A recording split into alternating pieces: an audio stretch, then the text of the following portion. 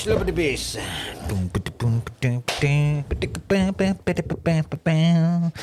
Slapping the bass to start that. I watched I Love You Man last night. Did you? That is bizarre. I've not seen it in years. It's all yeah, it's good, but it's not that good. Has it aged? No, it's not aged. You know what it is? I can't look at that cunt's face. Not Paul Rudd. I love Paul Rudd. Is Jason Sudeikis? Oh yeah, His fucking face You don't just- like him, no? I do kind of. He is funny and things. It just his face in this. Did in How About Your Mother? No. I never watched that shit. Who's Jason Sudeikis? What else is he in? No, Jason Sudeikis is Ted Lasso, isn't it? Oh, is it? Who am I thinking of? What's that dude's name? Jason. Derillo. It's fucking. Look, that turn on the phone. This Declan Rice's red card. I Love You Man. It's not Jason Sudeikis. What do you call the fucker? It's all right. Like it's pretty good film. Right, what's the dude? Jason Segel. Aye, the same dude from How About Your Mother. Yeah. His face is. You don't like him? I don't kinda- mind him at all. He's funny and stuff, but Did you ever watch How About Your Mother? I did not. I've seen everyone losing it because he was at the Fringe. Was he? Neil Patrick Oh, Harris. Neil Patrick Harris was, yeah. Yeah.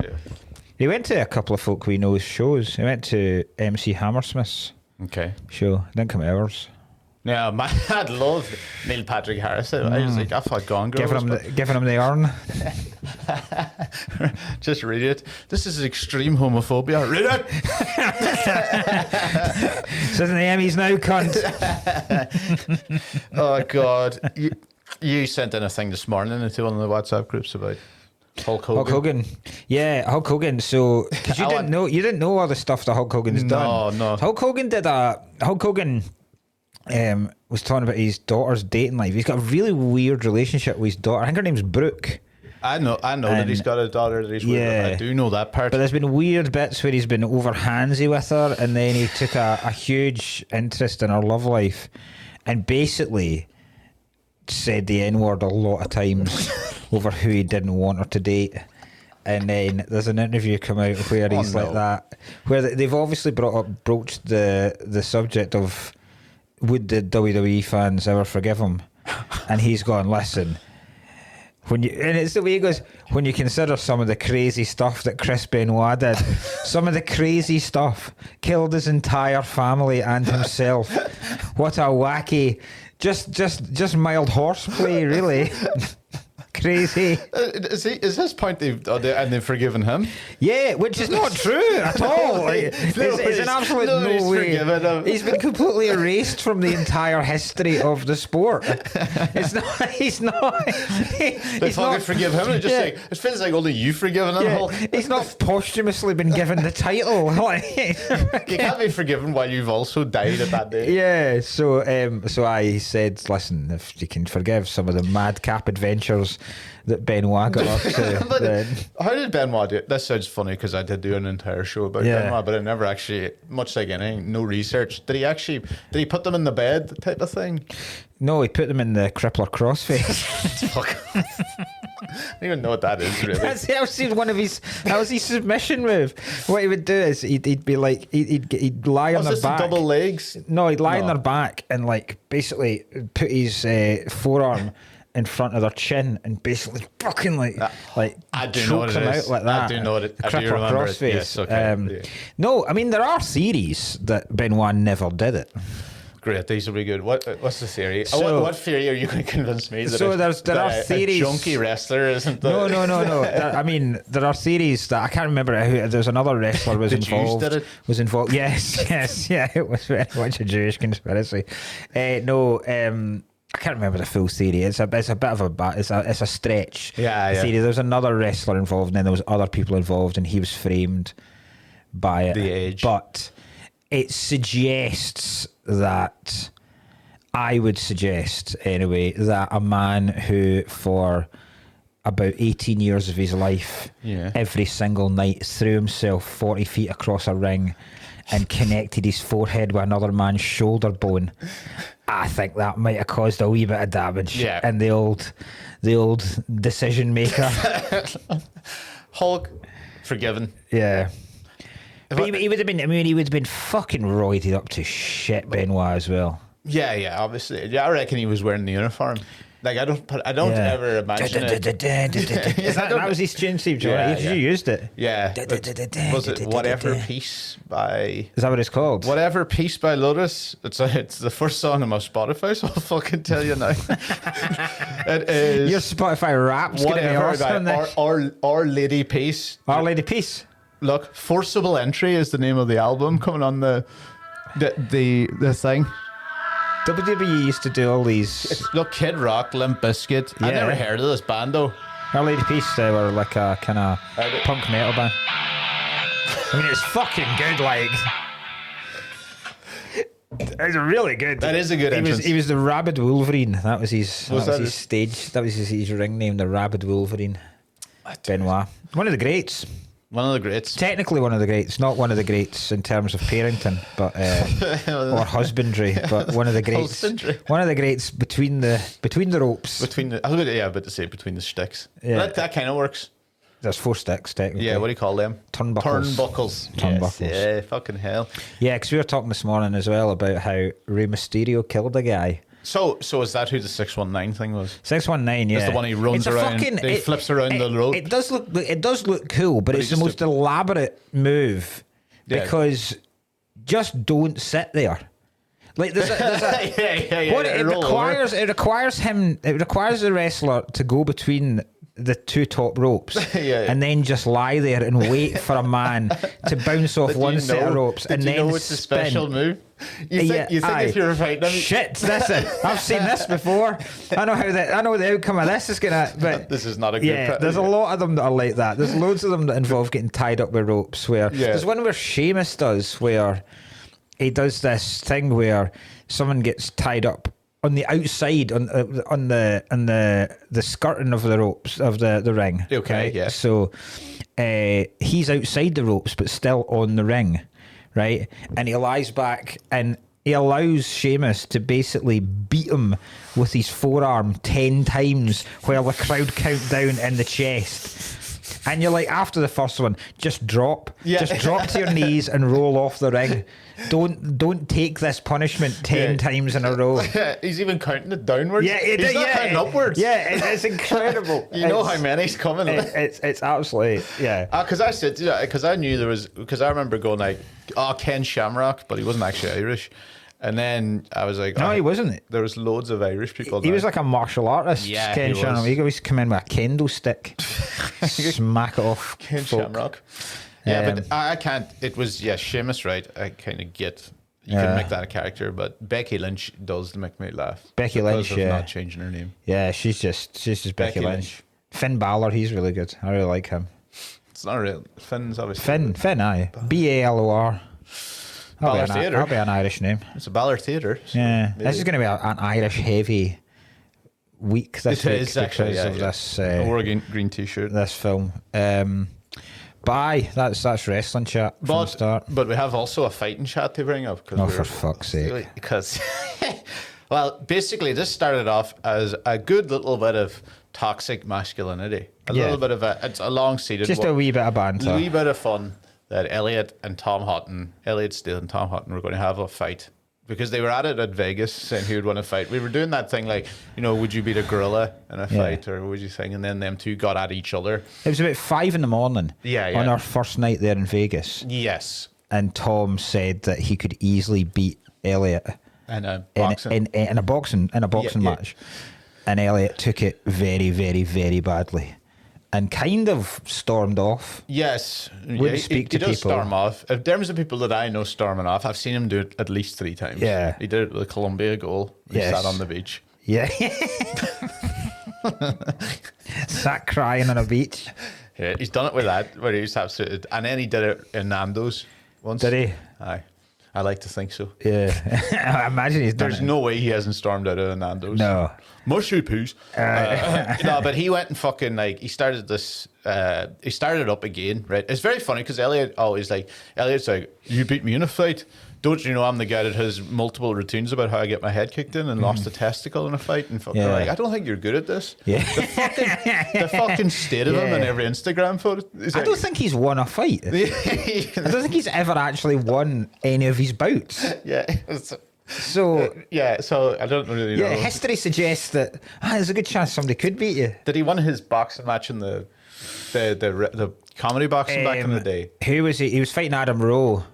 So I think he did win. He probably beat that. I think he did beat Adam, but I don't. It wasn't like it was. I mean, it was close. Okay, I don't think it was a knockout. I think it was a points decision. Okay, right. So Elliot's done this anyway, but Elliot then went, and we were all like, "Oh, this will be fun." But he's I'll go to this. Like, for someone that's been beaten so much, you can't go about like fucking Brock Lesnar. You can't be like the fucking Undertaker streak at WrestleMania when you've got no wins. Screaming at Dana White in the UFC. Yeah. You're 0-9. Yeah, exactly. Yeah. Get me in there. Get me right in there, Dana. There isn't a chance this man will beat you. Yeah, and then what happened was it was all good fun. We were like, great, I'll go to this. This sounds like something that we'll be enjoying. I think they challenged each other, and Elliot had enough and said, right, let's fucking fight. In a proper, and then Tom started going white collar boxing. Well, I don't know what that is. Yeah. I know boxing and I know bare knuckle boxing. Those are the only two types of boxing I know. The same. So, I don't know white collar. I don't know what white collar boxing is, but apparently it must be something to do with headgear. Because Elliot was like that. No, we're not wearing headgear. So I think that's okay. So it's like 3 rounds of 3 minutes they're doing or something like that. Yeah. I want 1 round of 25. One constant round. And then they ruined it. They both ruined it. Now, obviously, Tom was going to ruin these things immediately off the bat with his Instagram. So that was coming. Yeah. But Elliot has met him halfway now. Yeah. Not halfway. He's met him full way. Yeah. And posted a picture of Tom topless and ripped from years ago that he still had the picture. Yeah. And then goes, oh, look at me. Look at me smoking. Yeah. Look at him all ripped. Yeah. When he was in his I've early got 30s. a theory why he did it. I thought it was the saddest thing I've ever seen. Yeah. I have a theory that Elliot put that up because he knew he would get. I think he was hoping messages would come in because obviously Tom's looking ripped. So then, and at the time when Tom put that up, we disagreed with it anyway because we were like, come on. Yeah. But then he was like, oh, so many women are messaging me going. And I was like, well, yeah, but that was the point of doing it. So yeah. And I think Elliot has hoped that women would then be messaging Elliot going, I still think you're better looking. I would rather shag you, Elliot. Yeah. And I think I've got a fetish for crow-like men. Yeah.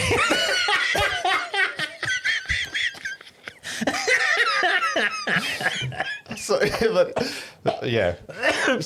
Please never wash your hair. You're just getting loads of Israel flags. So yeah, that's why I think he did it. Yeah, I think so too. That would make sense. But anyway, now he's ruined it. Now it's a big TikTok-y fucking fight. Yeah, so. now it's become one of those fucking. He's trying to make a low-grade KSI fight, which was already the lowest grade type shit. As opposed to what it could have been, just a very friendly, healthy meeting of two men in a dingy gym, kicking the living shit out of each other while all their friends rapidly beat them. We would have given him the kudos. If that had happened, we would have took a video of it, I would say. Or like going, oh, look, at least 2 lads battering in the gym. I wouldn't be me. I don't think it should have had any kind of rule. Like, just literally, after a gig one night, find a car park.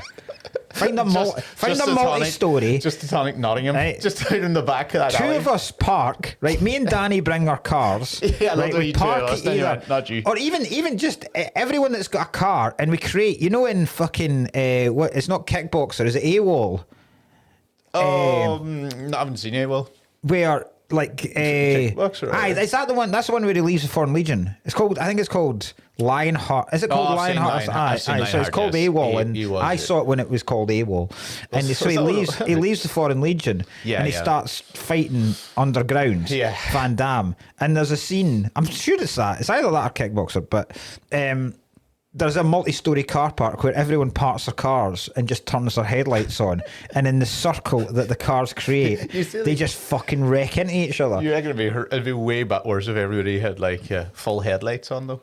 Yeah, just blinded, wildly swinging at one another. Nobody can see in the fight, nobody can see the fight. Or they could have done it in, there's another thing in one of the Van Damme's films where they fight in a paddling pool. You ever seen that? They're wet. No. They're just fucking drenched. It just makes for some really cool fight scenes because every time they like suplex or slam each other, just water just pisses off them like that. It's very cool. Great.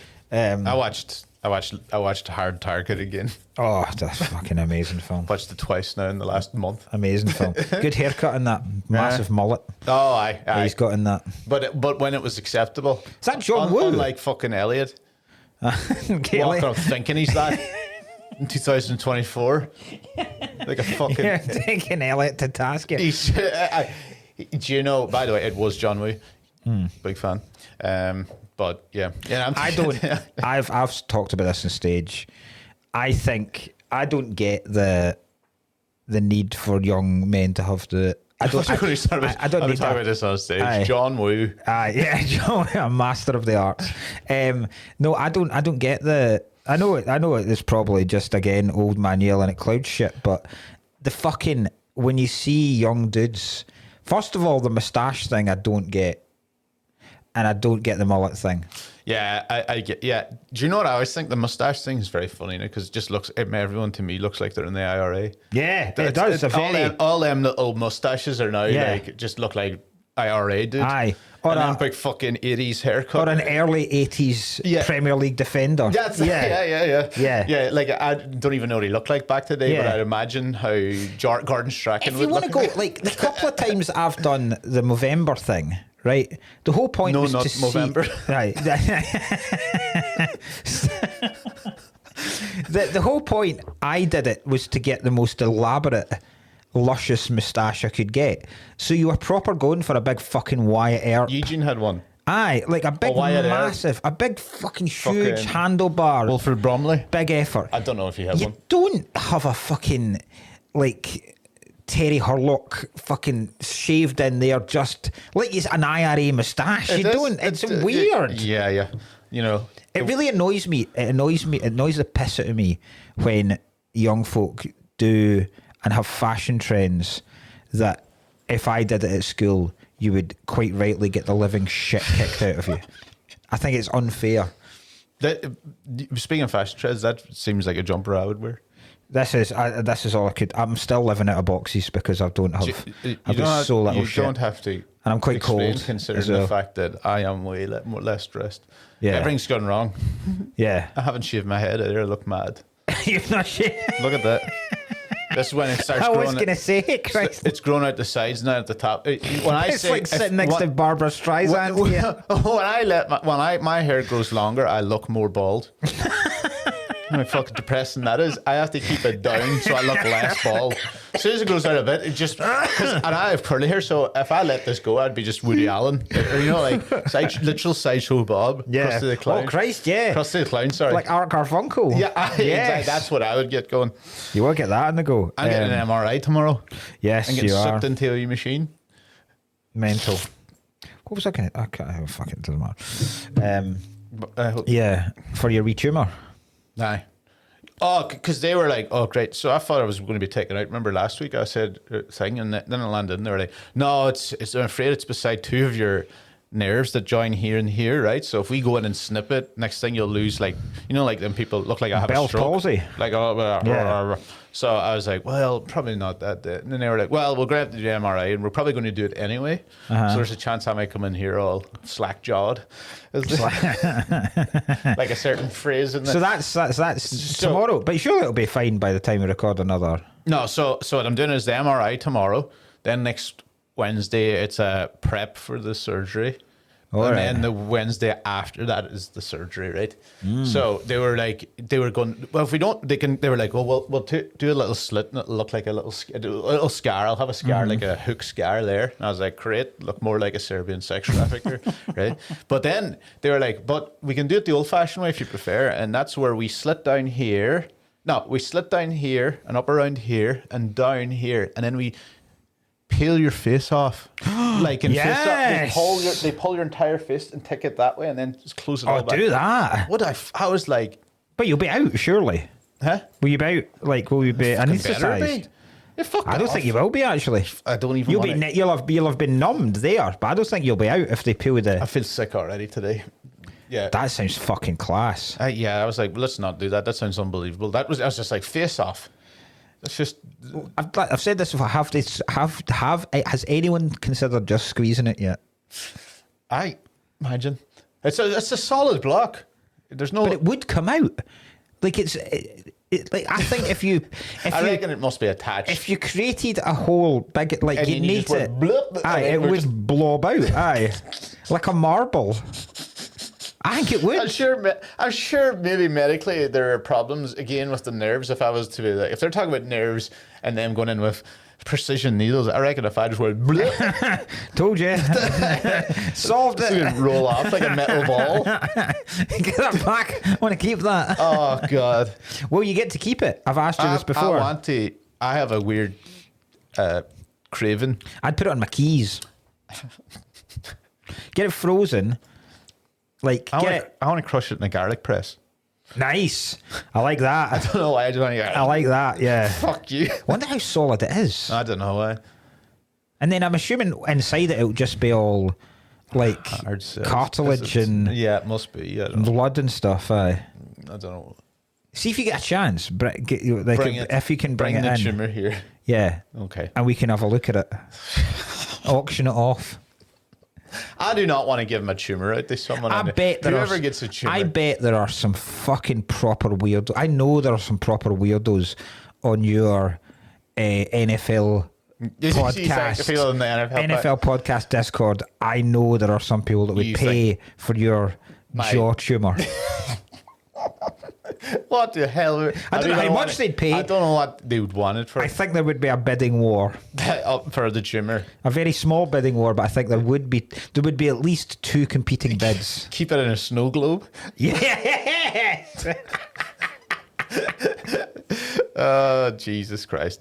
I watched Longlegs. I don't even know what this is. Is that the horror film? It's a horror film, and everybody was talking about how good it is, and it's not. Was that not out ages ago though? No, it's still in cinema. Yeah. Nicolas Cage. Oh, it's Cage in it. Cage is Longlegs. Oh, he's Longlegs. Doing a mad character. What makes him a Longlegs? He just looks like Beetlejuice. He just looks like the bathroom light. It's a serial killer basically. There's a serial killer thing going on. Right. Basically, there's a serial killer thing, and a policewoman's. It's like 7, but then they find out it's basically the devil's behind it. Oh, the devil. The devil. The devil. The devil. All right, old Beelzebub himself. Old the devil. Oh, fucking hell. The devil. I started watching. I'd still not seen John Wick 4. Oh yeah, right. That's good. And then I realised it was on Prime, so I started watching it yesterday, and I got about half an hour in, and I was like, I have no fucking clue what is going on here. I can't remember everything because there's so much. There is a backstory to John Wick. There's so much folklore and like. Oh yeah, story behind everything that goes on in John Wick. Yeah. I was like, I don't know who they just add a new guy every time. I don't know who the High Table are. I don't know who. You don't remember the High Table? I don't know who this cunt in the desert is. I was like, he's just a dude from the High Table. So I've gone back to the very first one and started from them. Okay, yeah. And then I've now realised they should have left it. The first one was fine. Yeah, I didn't like the second. The second one's fine. Third one was good fun. Aye. And fourth is good fun with 2 bits of kind of. I think they're all good, but. It's just the first one was a good film. I quite liked the standalone. I don't think they ever really, even though I like that whole the Continental Hotel thing, I don't think it would have been just class if it was one guy. He could have still been like a former assassin and shit, but it's just one dude that's fucking grieving his wife, has had his dog killed and his car nicked, and is just gonna go and fuck a load of dudes up, and then end it. He fucks them up. That's it. Then he retires. But then it got well complicated because then you're going, He's back into the world. It turns out that there's this whole secret society of assassins that have been basically running the earth for centuries, and now there's all this. You would have saw Skarsgård then, didn't they? Yeah. So there's all these rules, and they pay for everything with the gold coins, and there's these hotels in every major city in the world that's sacred ground where you can't do anything at this, and then. I love it. I had a bit about it in the show about like just assassins that have principles is such a funny thing. Yeah.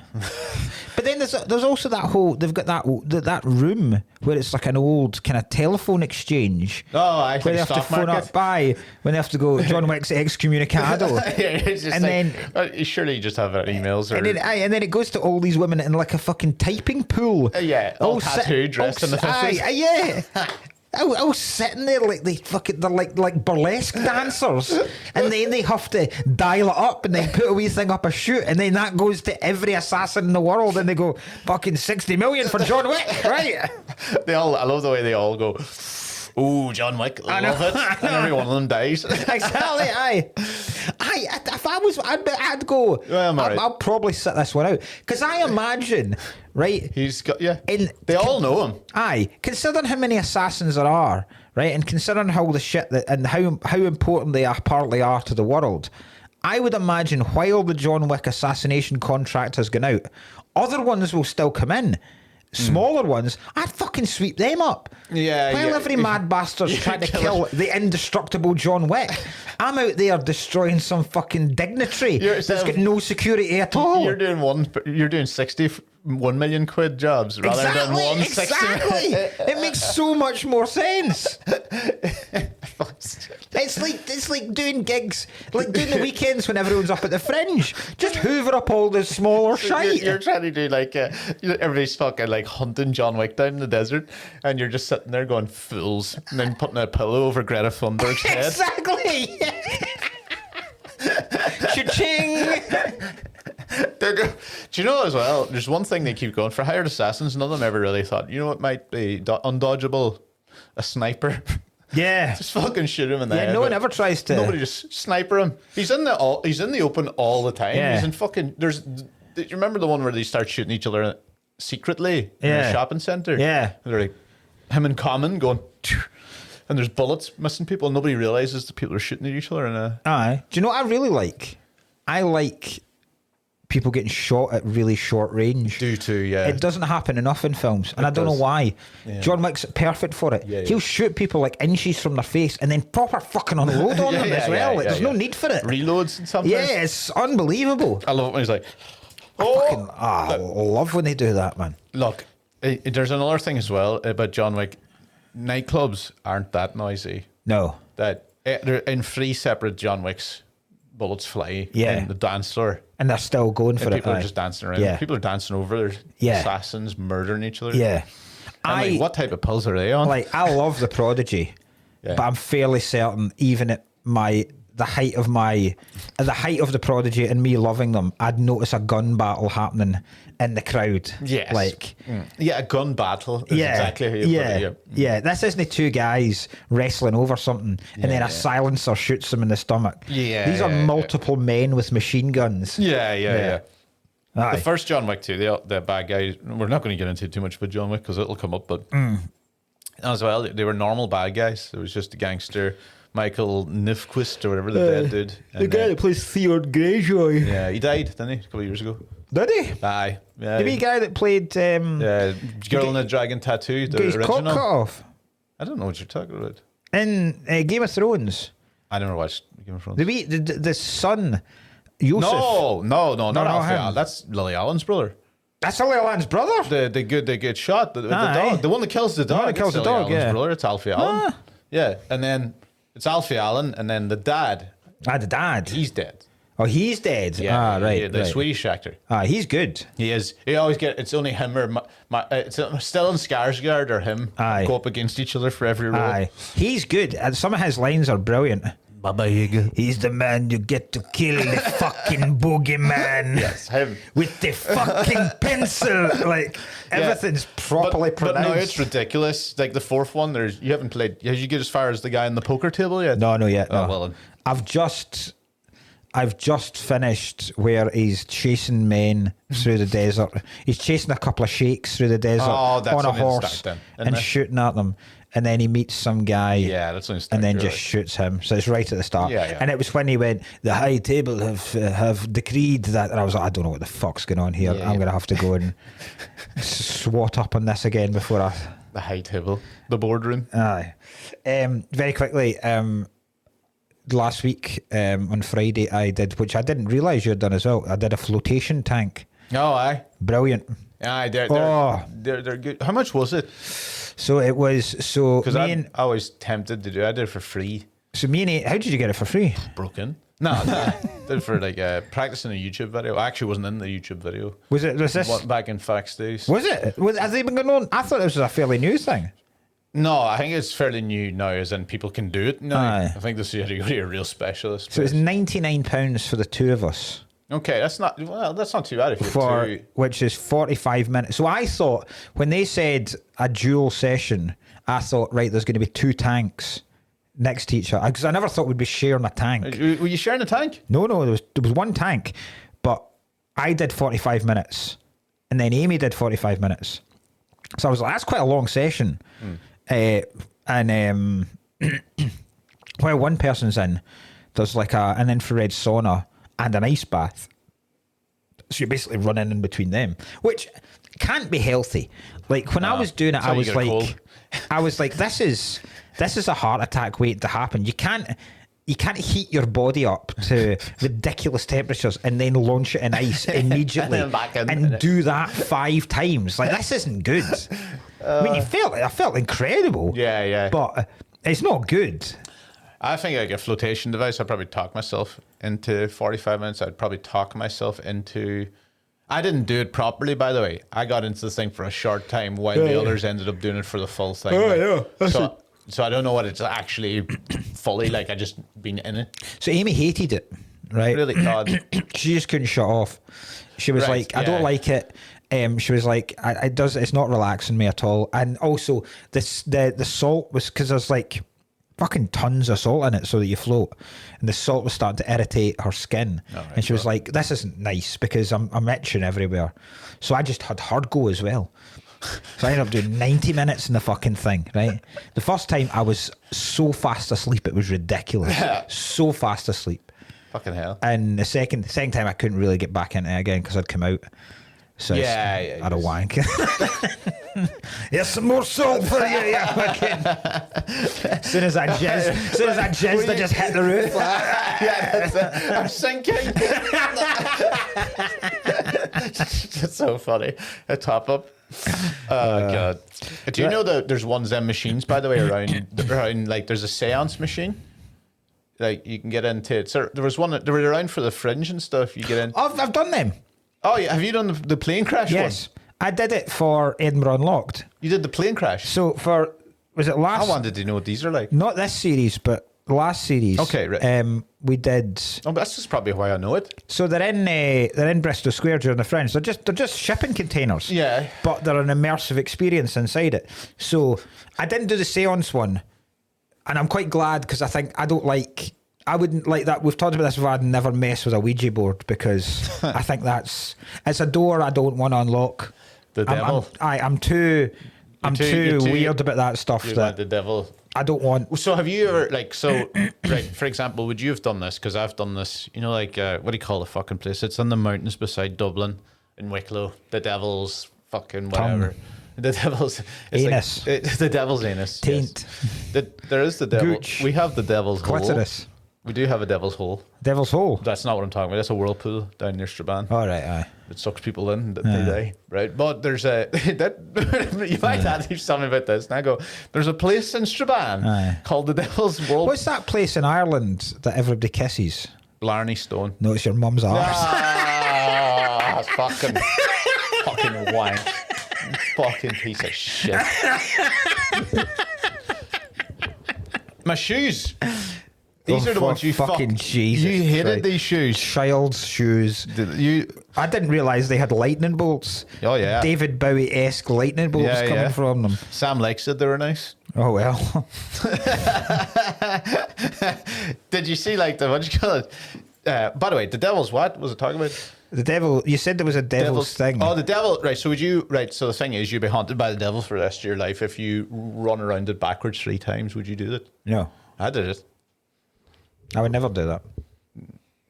Actually, that makes a lot of sense. It's just now. a stupid. Look, this all makes a lot of sense now. I went, oh shit, maybe that's why I'm getting the MRIs tomorrow and Exactly, I know. See, look like shit. yeah, it's something you can't close. It's a box you can't close if you mess with the I supernatural. reckon the devil would be fine going like, sorry, I wasn't religious. I didn't believe in you guys.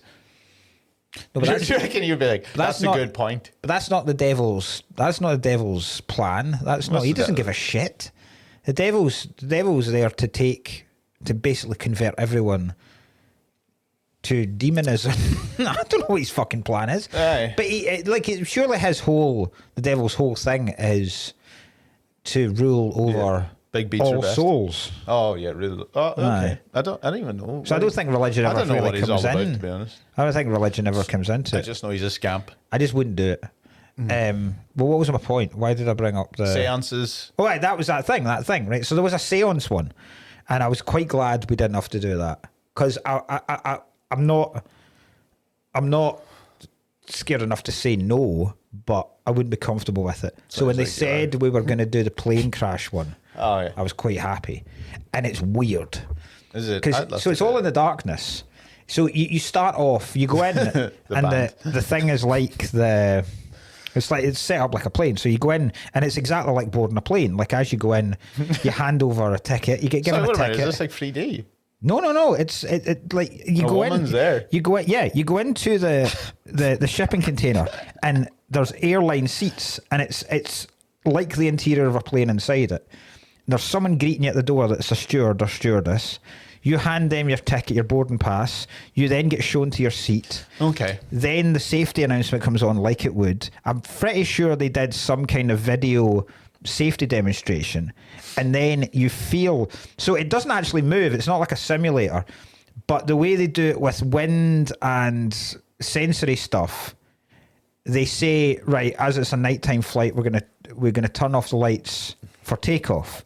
Right? So they do that, and then you generally feel like you're taking off in the plane, and then very, very quickly you start to hear panic and you start to hear whispering, right? So there's whispering going on, so you start to hear whispering from the stewardess at the back guy, and they're why have we rerouted to New York? And then the captain comes on and says, we're on a bit of turbulence up here. And then shit hits the fan and you start hearing alarms going off and you start feeling different things. You start hearing things falling down and all this kind of shit. And then it simulates what it would be like to be in a plane crash in the dark. And because you don't get any of the movement, but because all your senses have been shut off apart from what you're hearing and what you're feeling, your other senses kind of make up the rest of the story, so they fill in the blanks. So you start to imagine what's actually happening outside, even though you've got no actual... Oh, good. So it's very weird, and you do feel... But you know what would be good? While you're in there, they've moved the tanker, and when you come out, you're on a deserted island. Aye. Or you're floating in the ocean. Yeah, and that'd be fucking... there's tribal people, and they all sexually assault you to bits. Yeah. And you're like, I mean, it's... I want a refund. It's an elaborate... I don't know what you're talking about. It's an elaborate fringe show. That's something I would go in. Comedy. Yeah. Do comedy on it. Imagine the cost. The cost of transporting a shipping container from Bristol Square to a deserted island long? that quickly, because it's about a half an hour experience. So the sheer supersonic flight that they've had to hire, the crane work, That's so funny. and that's just one show. You wake up in Crammond Island. That's just one, and then they go, another 3 of these to do today. Shove it back. Broken one day. The whole company's folded. We've made such a loss. There's a guy flying for it. Please come and see. Oh, that's great.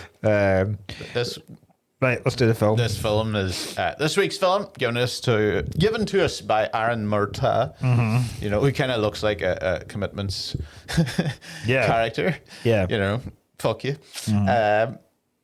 Where are they in the Commitments? What do you want? It's cool. Aaron's got a cool surname because it's the same Murtaugh. It's the same as Danny Glover and Lisa Weapon. Yeah. It's a name. It's an Irish name. Murtaugh, is it? Well, I think so. Yeah. I know Murtaughs. but it's very funny. I never kind of put that together until I went, oh, Roger Murtaugh. That's who Danny Glover is in Lethal Weapon. Murtaugh. Yeah. I'd fucking love this film. Did you? Absolutely love it. It's because you're the lead singer in the fucking band. Fuck off. That was you. No. That was the perfect encapsulation of It's everything nothing, you are. literally nothing like me. You were in a band? Absolutely. I was in a band. You drink like him. You're aggressive. True. Yeah. You're aggressive. I have long hair. You're horrible with women. Yes. I'm not horrible with fat, women. horrible slob. I'm a fat slob. Right, okay. You keep shitting your career by screaming at agents. Yeah. Yeah, that's true. I have farted in an ice cream van before. Do you know? So that is do you a good know? film. Do you know what age that guy is in this film? Oh God, this is going to be harrowing. If you can get this, I will be stunned. Oh, I'm going to be because serious I what I was think he is. fucking gobsmacked. I guarantee you what I know what he is because he's young Dublin. But what I would guess, if you told me to guess, would be 38. Yeah. Do you want to know how old this guy was? Andrew Scott. Is it Andrew Scott? Oh, is that the? I think I might be the other guy. It's Andrew. I don't know. I need to find this out because it's unfair to him. Right. Before I find out, right. So the reason he got it because initially the singer Deco was supposed to be the guy that plays Jimmy. Jimmy Rabbit. Jimmy Rabbit. So the manager of the band, right? So he was the singer because he sings the song that opens the film. That's him singing it, right? So he was a decent singer. Yeah. And then the guy that was the vocal coach in the film, his son was on the set, visited the set one day, and sang one of the songs. And Alan Parker was like, "Well, fuck me! Like this is a voice like I've never heard coming out of anyone." Okay, is that him then? This is him. So, Andrew Strong. Andrew Strong. Right. How old do you think he was? This is going to be harrowing. Like, I presume he's from Dublin. He is. Yeah. So, is this going to be one of those tragic 22-year-olds or something? 16. In this film, he is 16 years old. No. The character isn't. Oh no. 16 years old. Oh no. How mental is that? Oh no.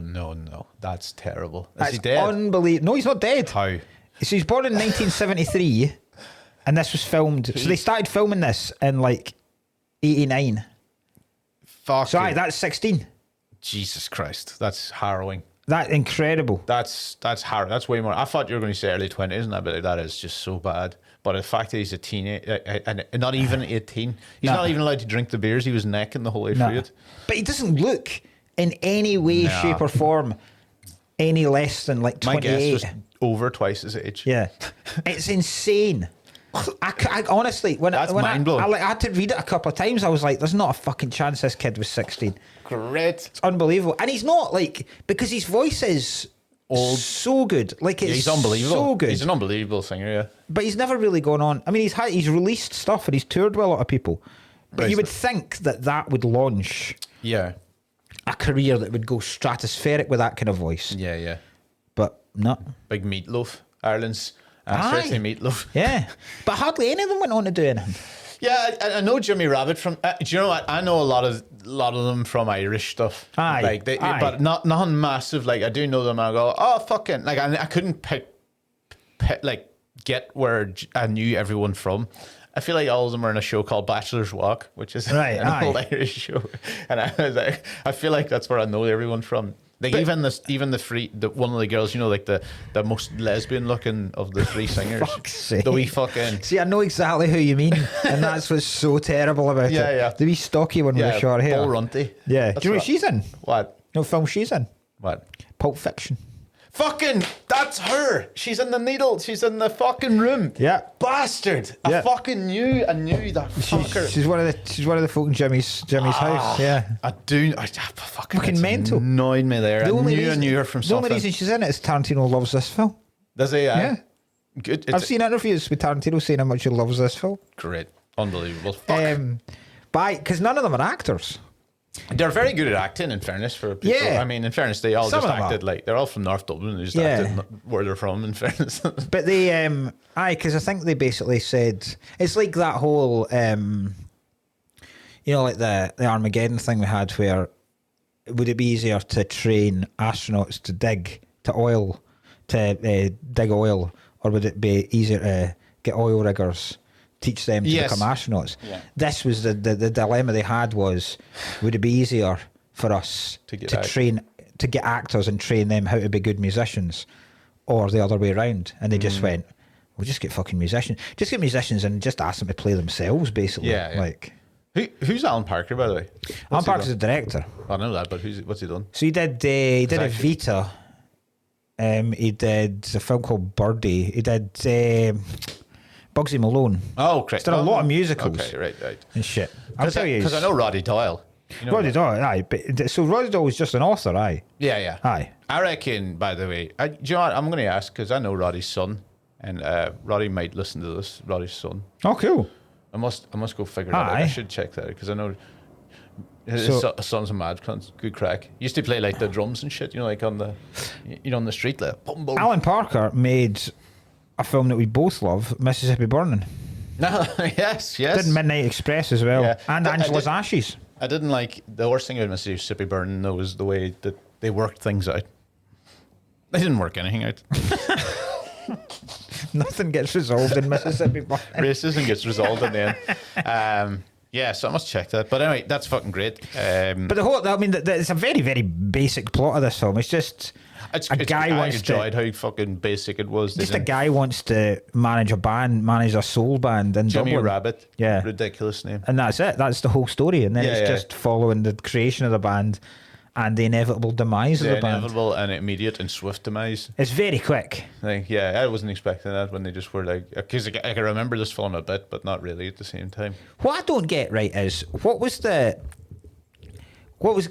they do a really cool thing, and I quite like it, where he pretends to be being interviewed by Terry Wogan throughout the whole film. So I was about to ask this, because I knew it was Terry, and I was like, I presume that's Terry Wogan. It would be. Yeah. Because at that time...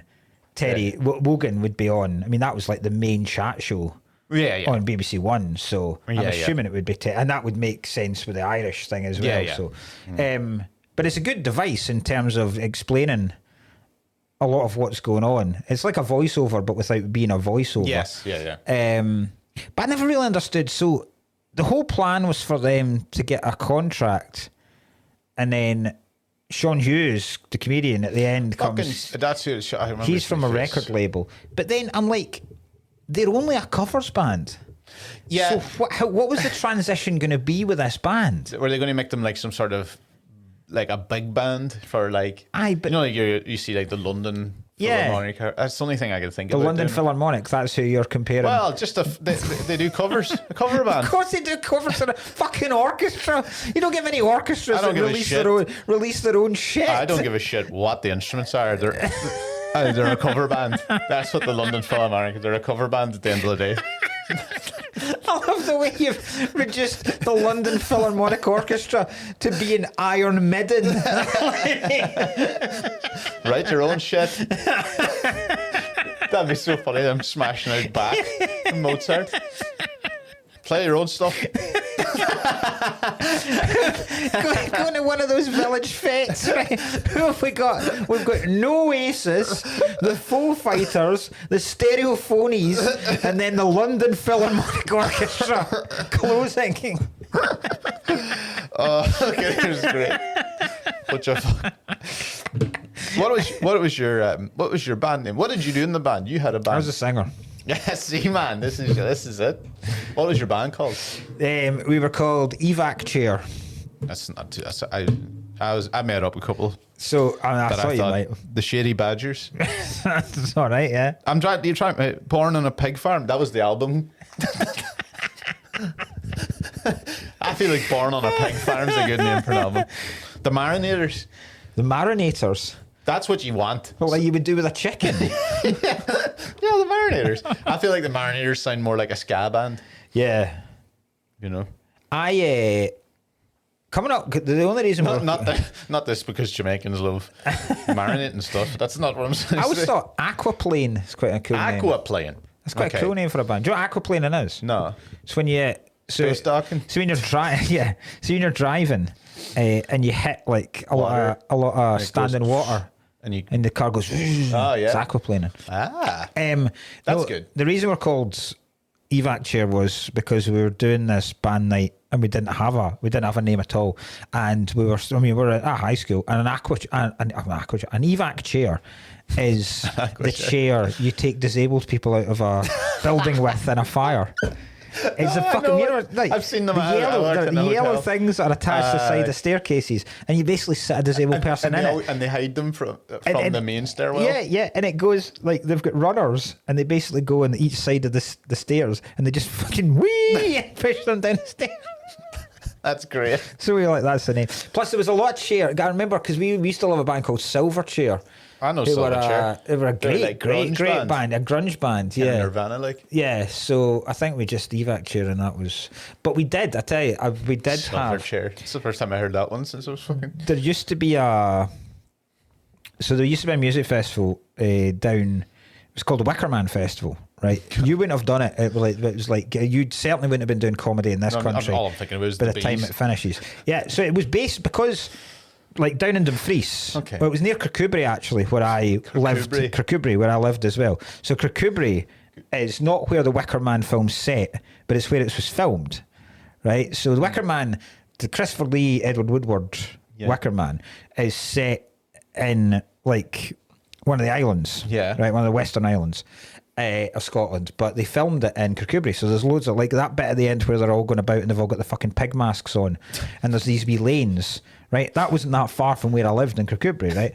So this guy started up a festival, the Wicker Man Festival, and it was just a music festival. It started quite small and got quite big, and at the end of on the Sunday night they would burn a massive fucking Wicker Man, but he'd have like a different theme every year. So like one year, I think Dumfries and Galloway was like the book region of Britain or something, so the Wicker Man reading a book. And then the Olympics year, the Wicker Man had like a bow and arrow and shit like that. So wow. But they used to burn the fucking shit out of this. But some of the bands, like, it used to blow my mind. Like, I remember sitting there and seeing the Fun Loving Criminals headlining, and I was like, this is literally 3 miles away from where I grew up.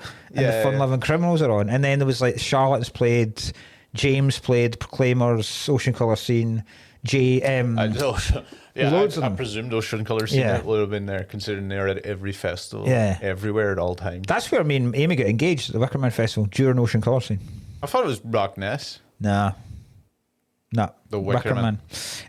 So, the first year I ever went to it, when I was working there, because, Viv G, so she ended up booking a comedy tent at it, and the gigs were brilliant actually. Some of my favourite ever gigs at that. I found out at the Wickerman Festival that what's her name?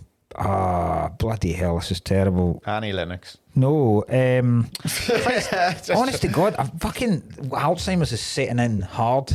Bloody the singer, the one of the she died at 27. Reardon, Dolores. No. London singer, jazz singer. Amy Winehouse. Amy Winehouse. Yes. Jesus. So she died the Saturday of the Wicker Man, right? She wasn't there or anything, but she died there, and I ended up like going on stage and doing bits about it that night. So it was like one of those proper off the cuff kind of. Great. But the first year we went, when we were doing gigs, I used to live with a comic. You've probably never met Andy Vaughan. Right, I lived with Andy, and me, him, and his pal Chris went down to it. And as we were going in, so we did this two days in a row. As we were going in the car, the guys were asking us, why you try to get into the artist parking, right? We were like, where's the artist bit? Where's the artist bit? And we were fairly new to comedy, and we didn't want to say we were comedians because we'd heard other acts go, oh, you fucking tell people you're comedians. They'll be like, oh, fucking tell us a joke, all this kind of shit. So we had about 10 miles to go. We were like, right, let's just pretend we're a band. Right? So then we had to come up with a band name. Oh, great. So the first day we were called the Snivelling Cunts. So we got a car parking pass with the Snivelling Cunts. In the front. The second day, God alone knows why, we were called Daisy Chain and the Date Rapists. Oh my God, Daisy Chain and the Date Rapists. Oh my god. This guy right so now, fucking- not even questioning it. Yeah. What's the band's name, boys? It's Daisy Chain and the Date Rapist. I'm Daisy Chain. These are the rapists. Like this guy. So seems fair enough. There you go. The Kimberly Mikado Holocaust. Oh Christ! The horny almighty. tutors. That's what I'd call it if you had sex. The horny tutors. But what a festival, man. Guy ended up killing himself. He's a farmer. Please head off. Farmers always fucking kill themselves. Aye, loads of them, aye. It's like they're doing the Tough thing job. to their dog. Tough job. Plus, they've got access to guns. And yeah, that's, I think, more than, I don't think it's that tough of a job. That's a fucking I think it's a dirty job. horrendous job.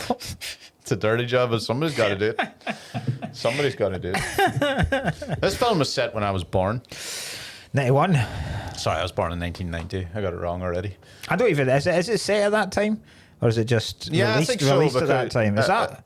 You know, there was something that made me think it was kind of set around then, probably late 80s, early 90s. Dublin looks grim in this film. Yeah, they said it's Barrytown. I think that must be made up. It looks really grim. That must be made up. I don't think So I know what's the? Barrytown. See, I was going to ask you, what's the geography? Because obviously, having gigged in Dublin so many times, explain to us the difference between North and South Dublin.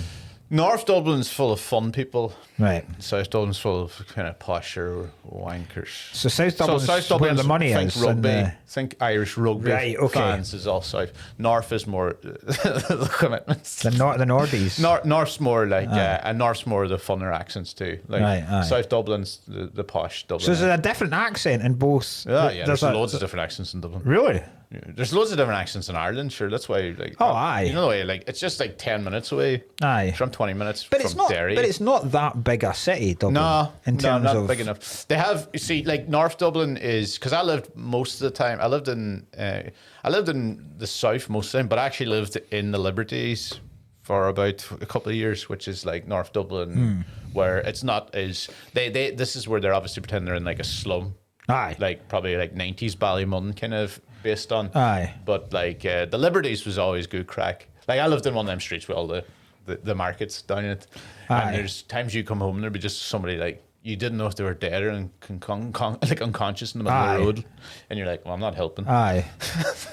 Because there's like You're just walking into the house like, nah, I'm going to fall for something. That's what's going to happen Aye. here. And then you go, and a man died here last night, and you're like, oh, because the bit where there it was starts, horses everywhere. That's what I was going to say. But the bit where they start with Jimmy's going to the market, Yeah, and yeah. he's trying to punt tapes. He's got like a fucking holder full of like VHSs and cassette tapes. Yeah, yeah. And then he's trying to punt sports gear as well to one thing. Yeah. And then there's just folk buying horses. There was quite a lot of horses in this, but Aye. I have seen horses in the area. Yeah, people just come and buying a horse. There's Aye. horse shit on the road, always in Meath Street. I used to live in a place called Meath Street, like Yeah. and it was good fun. I had to leave because the house was sinking. When I was walking and the tiles were cracking in my kitchen, and I was like, "What the fuck's going on?" And then they opened it up and they realised that a pipe had burst by Irish Water 5 years ago under my house, and we hadn't realised. So And the it just been pissing it out. it was eroding the entire thing. I was Indiana Jones in it. There was no floor underneath the tiles. The reason they were Jesus. clacked is because there was just like a couple of wooden boards and then the tiles and the actual concrete. Everything was there was just a river going through it. And Fucking the hell. house is going to collapse. Christ. So I was devastated because it was so cheap. The So cheap. the horse dies in this as well. Because is there not a couple of lads try to hold up a bank or Oh something? yeah, and they come out and fucking Right. light up the horse. And then he goes, because Jimmy goes, what was that, a getaway car? And he goes, no, the poor thing got caught in the crossfire. Dead horse crossfire. Yeah, good fun. They were checking the horse's teeth too. Yeah. Remember at the start when they were walking through the thing because they were checking the horse's teeth, and I was like, what's that for? Blowjobs? Come on now.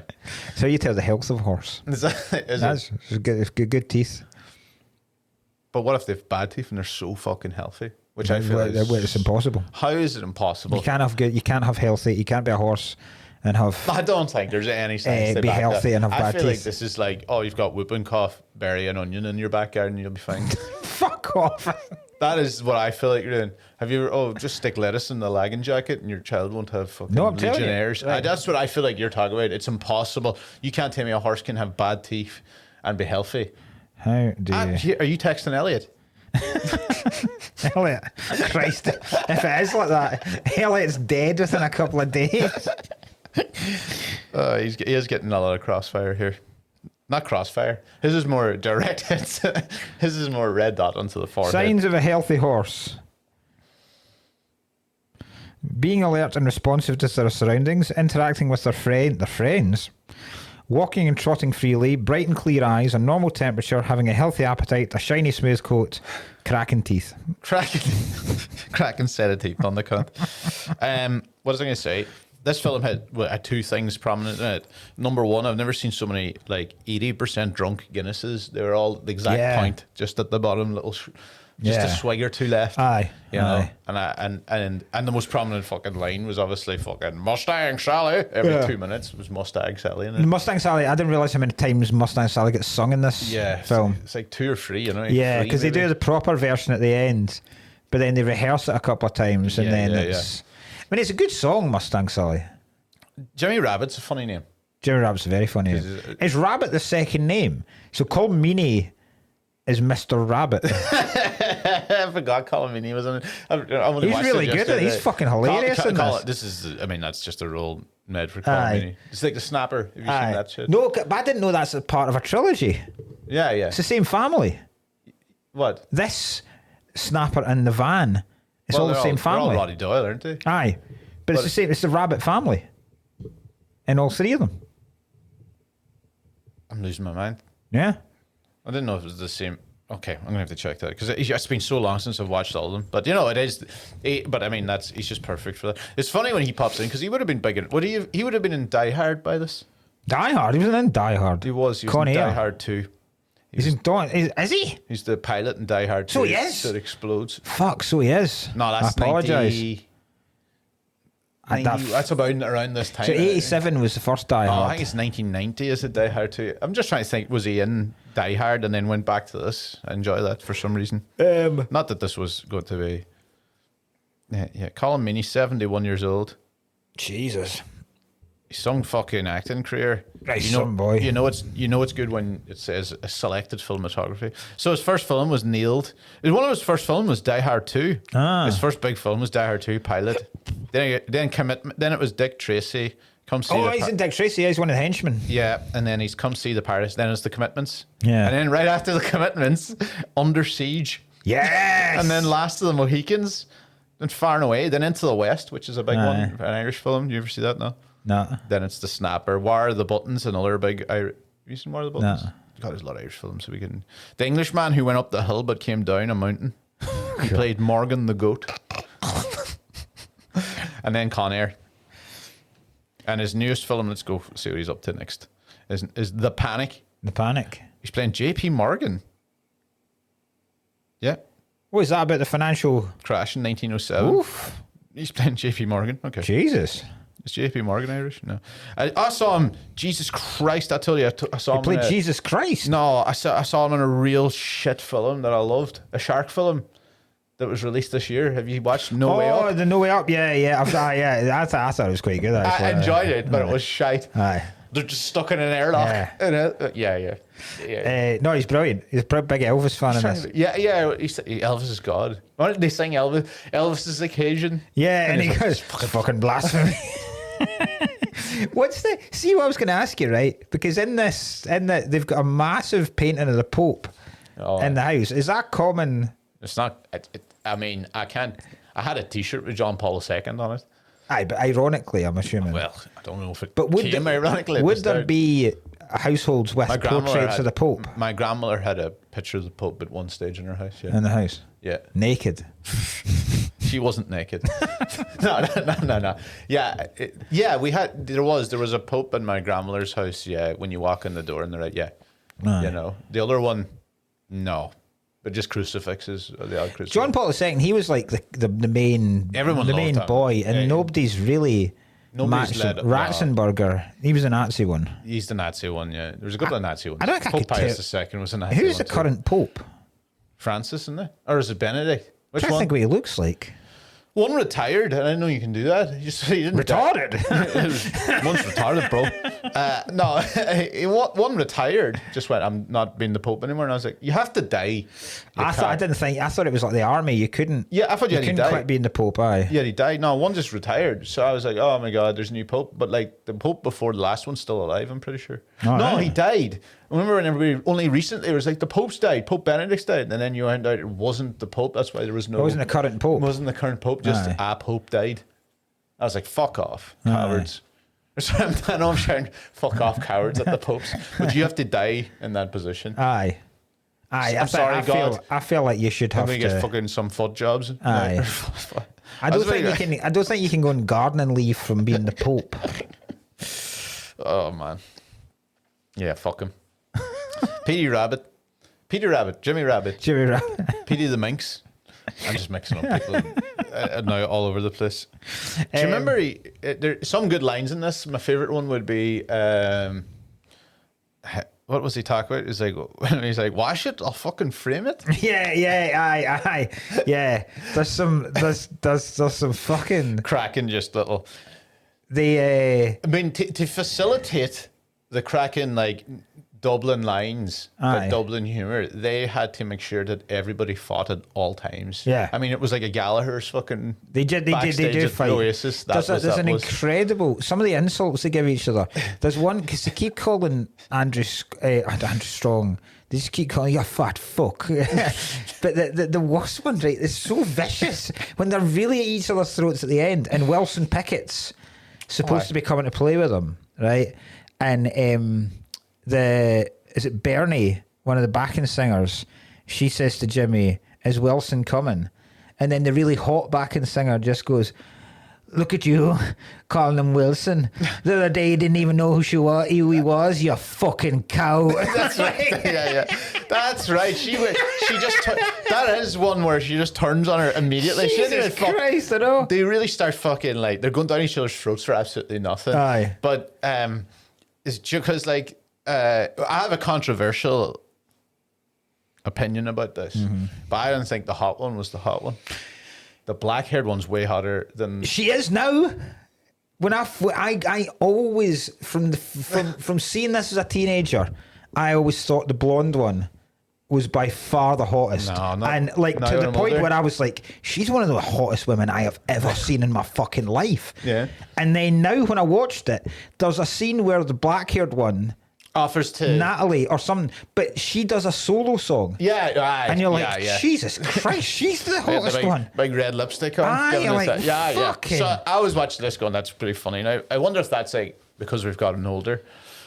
I reckon when I was a kid, I would have been like, when I was younger, I would have been. It's obviously like, going to be the blonde one with the legs now all the time. Yeah.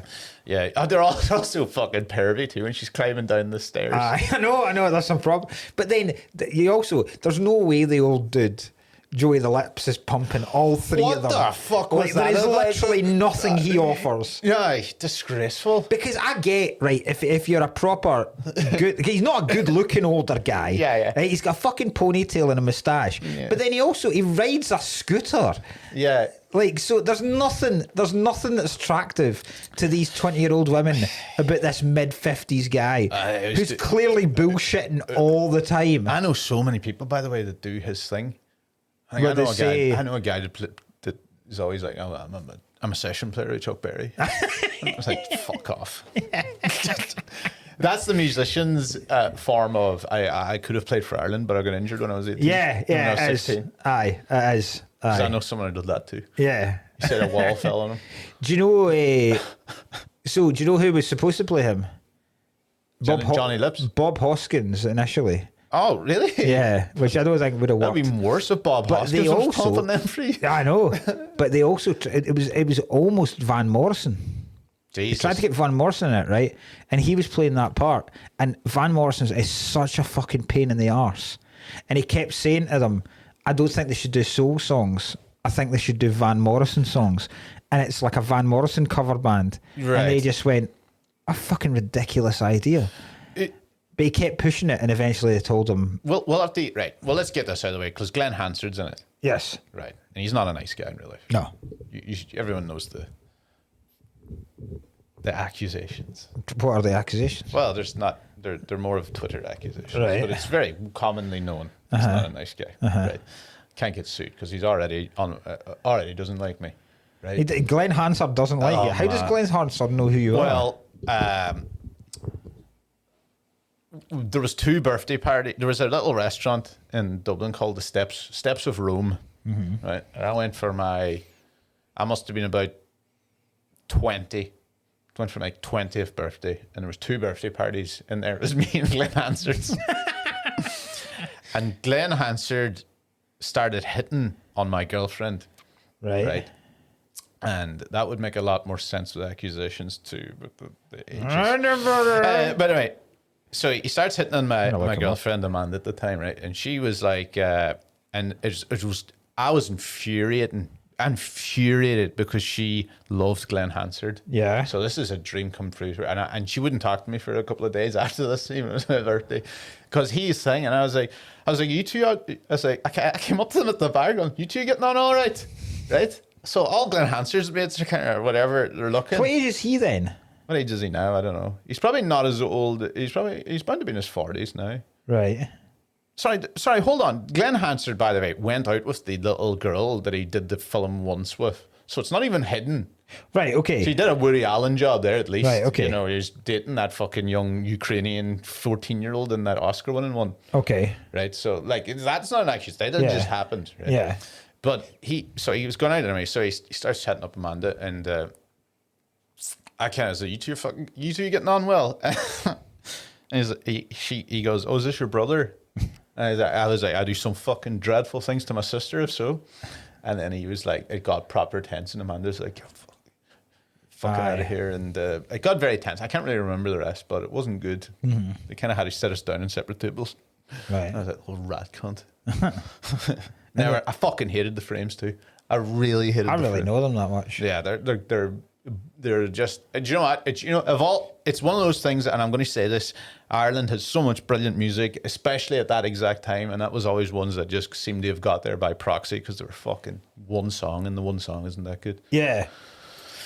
But anyway, don't like Glenn. There's a weird bit in this film actually talking about those kind of rumours where it's a totally out of. I went, what? So when The confession. No, that's not. The confession's funny. When he goes to the confession and he goes, that's actually by Percy Sledge.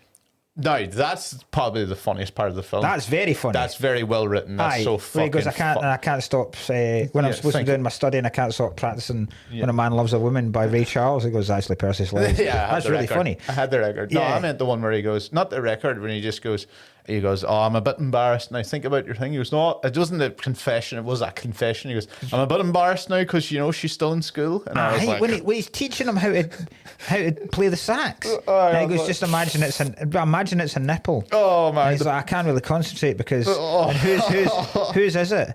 Oh, it's a girl across the road. And he's like, but I can't really do it because she's still at school. I was like, what? But embarrassed boys. What? And then he pledges. All right, then Kim Basinger. All right, well, that makes it better. All right, fuck it. I'll go with Kim Basinger. It's either paedophilia, or the hottest woman in the world. Yeah, that's the two. There's two standards I'm going for here. That can't be had how. Jesus Christ. Yeah, that was weird. Just imagine someone who's on the scooter or not, on the push bike or not. And you're just like, look, just Kim Basinger, man. Just play the fucking sax, you pedo. We got a nonce on the blower. Oh, guys, we got a nonce on the blower, and then they got rid of the drummer of all things. Aye, He also flips at the drummer. The drummer's just like, I don't like your man. And he rightly was going for him every 2 minutes, and then he just went, well, we don't fucking need you in your poxy van. How does the new drummer go from being the guy that they just get to kick the shit out of anyone that causes trouble, the muscle, and then becomes an incredibly good soul drummer within days? Look, he's doing fucking fills and everything. You're like, what? They just did like Charlie and It's Always Sunny. When he's good at the piano, it's like, it just makes sense to me. Yeah. They're like, fuck off. And I wouldn't mind he's doing like soft soul music, I was trying to find the bit where he reminds me of Eugene. And that's Yeah. terrible. But like a more angrier, or Eugene would be like that if he could move without I was trying to find rupturing a spleen or something. do you know when they're rehearsing, when they're When they're talking about no, they're recruiting or auditioning all the people, and then they go, "Who are your influences?" I was trying to find a list of them. So yeah, they're all Irish. Most of them are what? Somebody called Sinead O'Connor. I love it when So I he was going to just read them out slams. to you, and then you just give one. Well, most of them are like. Well, there's Finn Lizzy, wasn't it? No. Yeah, wait a minute. Somebody goes, I'll try and find U2. the. Somebody's a U2, and you're like, oh, fuck. I'll try and find the who are your influences. If it's got a list of them all. Okay. I should have written these down, but aye. Why the fuck would we be professional now? I've gone back to writing in a notepad. Well, that's a good scene. This was another thing I was going to go out when everyone's going to shit and Jimmy jumps up on stage. And, Just introduces the just band. introduces them, right? So While here's some of the names, right? I'd like to introduce the hardest working band in the world. On bass, Derek Meatman Scully, right? Because he works in a factory. On piano, Stephen Soul Surgeon Clifford. He's really got. I really like the wee guy that plays the piano. He's class. Dean, Mr. Nipple Fay on sax. Joey the Lips Fagan on trumpet. Our gorgeous Sean Tuesdays are Bernie, Imelda, and Natalie. Deco Deep Throat Cuff on vocals. Deep throats. On lead guitar is your man Hansard. Yeah. Outspan Fender Bender Foster. And finally on drums, Micah, Don't Fuck With Me Wallace. Is it Micah Wallace? Micah Wallace, yeah. Do you know what's funny? Because isn't it Gangs of London? Colin Meaney plays the gangster who's Irish called. Does he? It's Aye. Mike Wallace. Shit. But anyway, sorry, it's not. It's Mike Wallace. I'm desperate to find this fucking Yeah, that list, would be but- funny. Yeah, I can't remember who. Somebody, I think they were mostly Irish, but I'm pretty sure one or two flew on like. Aye, 'cause Dire Zeppelin Straits. gets- aye, And Zeppelin gets- aye. Yeah. Nah, I'm not. And gonna one's get it. absolutely fucking pinging it one day in the the guitar. Remember, like Yeah. It's the guy that turns up looking like Boy George and he just shuts the door on him I immediately. love it when they shutting on the door. What I find really good is This one goes, "Who are your influences? Belly and the Bollocks." Belly and the Bollocks. What a fucking name for a band. I know we brought him up before, but still, punk band, Cerebral Ballsy, So, amazing. still Cerebral Ballsy. You know, Anal Cunt as well. Anal Cunt, yeah. Do you know they have all like the mad racist names for their band songs? I used to think it's hilarious. I used to be reading them. Now I look at them and go, "Oh, this is just a Nazi band." Yeah. They're pretty horrific. Anal Cunt. Anal Cunt, yeah. The whole "I'm black and I'm proud" thing was awkward now, but also they're trying to. Do you know the reason why it's so awkward now? And I'll just without getting serious for a minute. Because all of a sudden Ireland now have right wingers. Like I'm not saying we never had them, but now there's a bunch of people now acting very fucking English in Ireland, doing the whole, Take our country back. country back. And I'm just like, you fucking weirdos. I actually thought I would never see it in Ireland because that is literally anti everything we used to be. Yeah. So it's pretty sad to see, right? But you actually there is a. And I remember there's a guy, I think his name's Liam Hogan, and he's a historian from Limerick. I know the Rubber Bandits share him and stuff. And he's been on trying to fucking school these twats because a lot of people now are saying, well, we were the N-words of Europe. And then they're doing the thing where like we were slaves, because Irish were indented slaves for a short while. It was not even remotely similar. You were paid for a start. Yeah. Even though it was not good. Yeah. But you were but any wage isn't slavery. Just comparing it to the fucking slavery thing, and like this historian had to like dedicate a thing going like, can you stop this? Like, it's really sad. So when they're sitting there going like, "Wow, we're the blacks in Europe," and then you're like, now they're taking it. Ireland are the black people of Europe. Now they're and then Dublin are the black people of Ireland. And the north of Dublin are the black people of Dublin. And then that area that they are the black people of the north of Dublin. It was Barrystown, but Barrytown. I'm pretty sure it's made up. I don't think they. Because that's what it's the Barrytown trilogy. Yeah, I think it's a made up town. That would make sense if that's a Barrytown trilogy. I liked the bit at the start of the wedding where they asked the hot one from the singers, like, sure, when it'll be your turn? And she goes, oh, I'm not pregnant yet. And then it cuts to the pregnant bride saying how far on she is, tanning a pint. It is very Irish. The fact that he walks in as well. The fact he walks in and just takes a swig of a dead pint as well. Yeah, he's totally mind sweeps. It's very. I mean, they've got Dublin to a T. Aye. But how wouldn't it have been the man's genius for writing literally that? Roddy. Of all the songs, right? So they obviously need to license songs.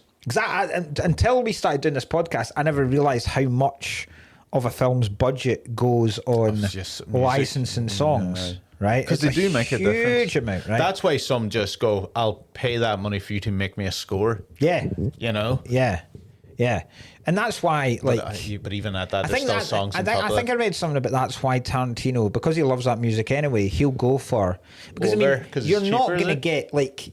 To license a Taylor Swift song in a film now, if she has nothing to do with the film, would cost a fortune. Like, it cost in Deadpool to get Like a Prayer, because Like a Prayer has never been used in any film ever, apparently. Okay. But Ryan Reynolds was determined that it was going to be the soundtrack to that final fight scene. Okay.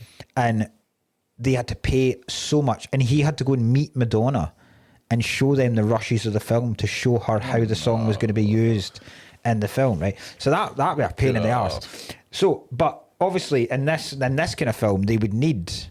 there's about 8 soul tracks that are very well known that are in this film. Yeah. Even though they're doing covers of it. Yeah. Do you know which song in this film cost the most, and cost the most by about 10 times as much as any other song to license for it? Fucking hell. Well, obviously I'm going for Mustang Sally, but it obviously isn't.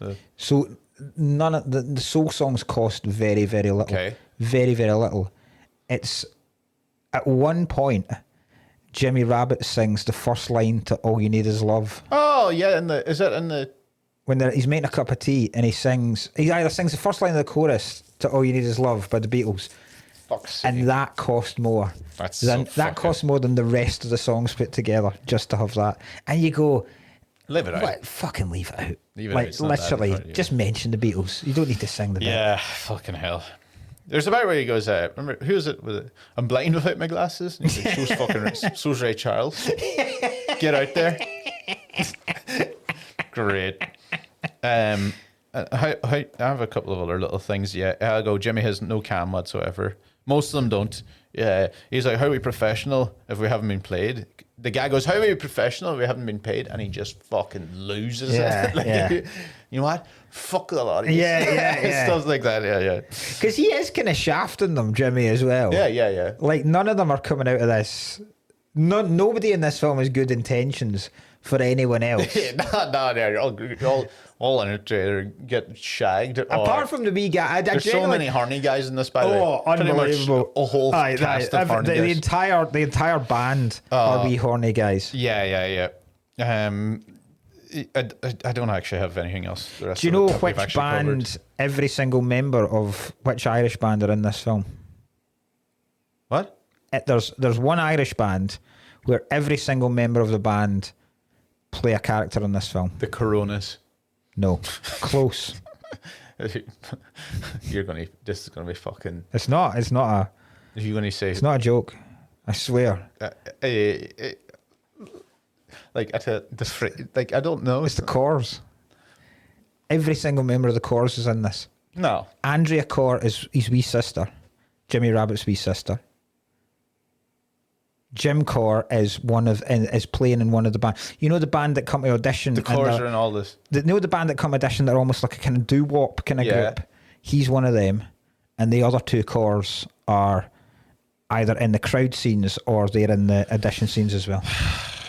Per Jim Corr. Now, you know what Jim's like these days. Yeah? Are the Corrs related? Or is I think they are is it a Meg White and Jack White situation? I think they are actually family, as far as I know. Because Jim Corr is the oldest, and he's the older brother, and he's mental.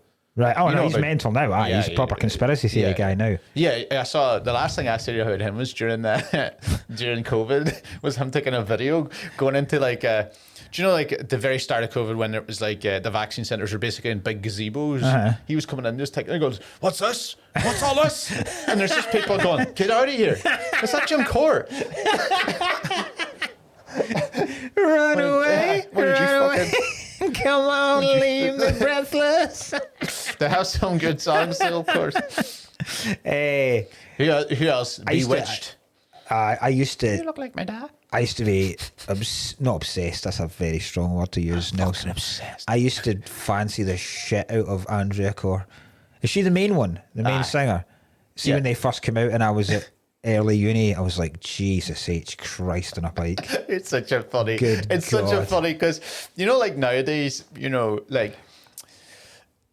I think I was just on the change. Like for example, nowadays when I was a kid, I would still be a teenager probably, and I'd be like, "Oh, fucking this Rihanna one, right? That's Rihanna one.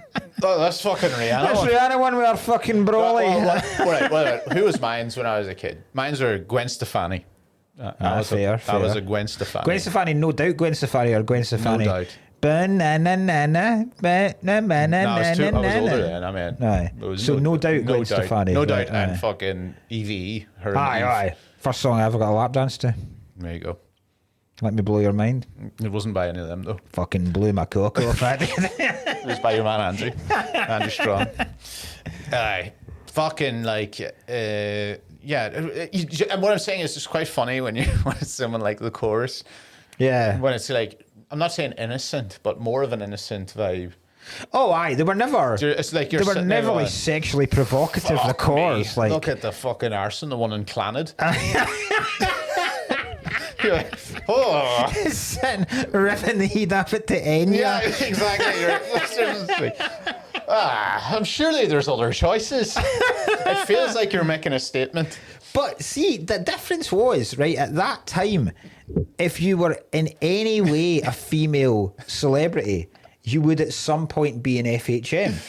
And Okay. the Corrs definitely did a scantily clad spread. No way the I chorus. swear, every single fucker Jim did. with his cock out up You a tree at the couldn't- back. Like fucking Gail Porter was a kids' TV presenter, Yeah, okay. and she had her arse up on the Downing Street.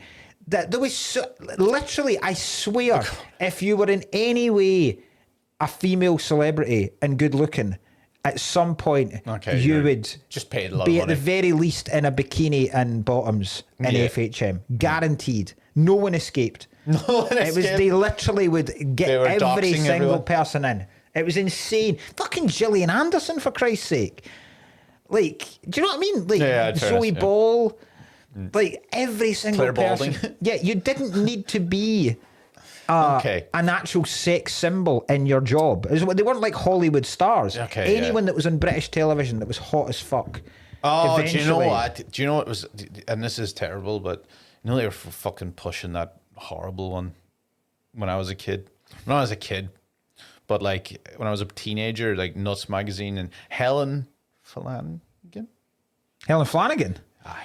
Oh, Rosie from Coronation Street. Yeah. That's it. I was sitting there going, I didn't want to go EastEnders. Yeah. She was in one of them. Yeah, she did. She did get a big They push. really fucking try to ram her down everyone's throat. I was like, ugh. Go Yeah, ahead. she was. I remember the names were always, it was Lucy Pinder, Lucy Pinder, yep. fucking Lucy Pinder, what do you call it? There was Atkinson, something Atkinson. Jim Atkinson. Jim Atkinson, and then Helen Flanagan were She went out with Ronaldo. Jim Atkinson. the fucking, the bucktooth one. Or no, Aye, Fat Ronaldo. Neither are bucktooth. Ah, yes. No, she went out with Cristiano Ronaldo. That's odd. I don't know if she went out or they just had a brief Or is fling. this just a picture in the Aye. back of the Daily Mail? But Lucy Pinder was like Sophie. What was her name? Sophie something as well. I only ever had one. David magazine. Cannon would know I only all of had- these. I only ever had one magazine I'm based on. I can't remember if it Nuts. was Nuts or Zoo. I remember stealing it. I remember stealing it by placing it inside a Sunday Times. Oh yes. I remember doing it like that. Yes. Like, that's the culture mag, and I don't think this comes free with it. See, you would have been too young for Melinda Messenger. That was I don't even know who that is. Joe Guest. Do you remember that? No. Don't know who that is. Is Joe Guest not the guy that everyone thought was dead? on Big Brother. That's David Guest. His job. A weird edition of Zoo magazine that was. David Guest on the front. I don't know, Christ. Do you know I still have copies of the FHMs and the zoos and the nuts that I'm in? They used to do a joke of the week. I'm in, yeah. It's like God, you. It's like God, I know. I've got all the ones. I really need to get that out very quickly for joke of the week. For joke of the week. Okay, right, grand. I was expecting. I didn't know you. Yeah, I remember the day that. Is that the only reason you made joke of the week? So then you had to buy them and have an excuse. No, right. So I'll tell you this in a minute. But I vividly remember the first day I was in FHM. Like there was a list of about, like it was like the 30 best comedians' jokes in Britain right now. Okay. Well, I can't even remember what joke it was, but one of my jokes was in it, and I was like, fucking made it. Yeah, like genuinely. I was such an avid collector of FHM. You have no idea. Yeah, I've got a cousin that was. I remember getting my very first edition of FHM. It was Louise Nurding from Eternal was in the front. Louise Redknapp, you'll know her as. Oh, married to Jamie. Yeah, I know. Right? Louise Redknapp. So she was in the front of it, and it was just like, because it was naked women. Okay. And it was a lot of Britpoppy stuff in it. Yeah. And it was like, this is fucking. Because I remember you always laughing at my cousin. Yeah. I was like, your bed is 4 feet off the ground with FHN. What does it stand for? For Him magazine. And which is shite. But then to the point where, because that was just when I started discovering eBay as well. So I'd be about 15 when I first got them. Funny. And I was getting back issues because the Gillian Anderson one was the king. You're getting back issues. Like ones that had been released before I started buying it. Oh, I thought you meant actual back issues. No. I thought you were like, so much and put my back out. I was like, Jesus, Mark. I thought you were like, no. And then I was on about the FHM magazines underneath the bed. I was like, God, was it ruining the mattress or something?